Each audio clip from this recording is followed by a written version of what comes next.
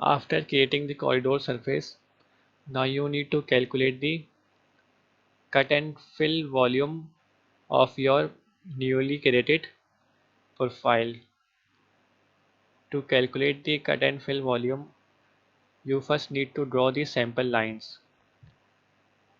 These are the ranges. Sample line are the ranges or stations where you can calculate the cut and fill volume.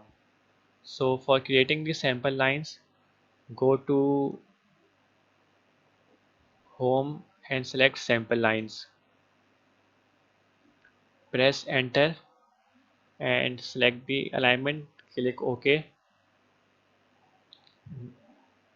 Click OK. Now in this new window, select by range of stations. Your sample line will be created by the range of stations. Click OK and then close this window.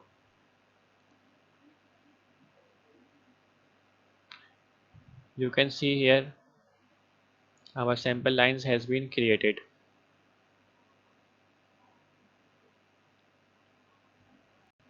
Now after creating the sample lines, you need to add the material for of which the quantities can be calculated.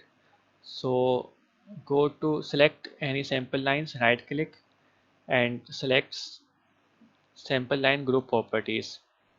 Select any sample line. Now here you can add the material of which the quantities will be calculated.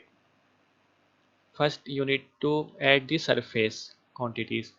Select surface and press add new material. Select this quantity type and select earthwork because our surface is of earthwork. Select this option, add it. Now you need to add two surfaces. One is base surface and second is of corridor surface. Add both. One should be base and one should be compare value. Now then click corridor shape, add new material, select structures.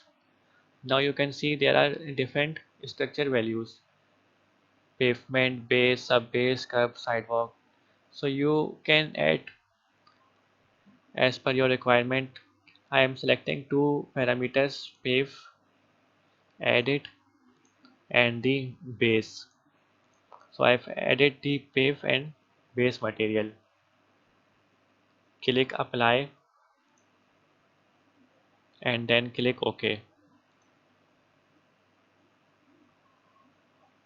Now your materials have been added to your corridor sample lines.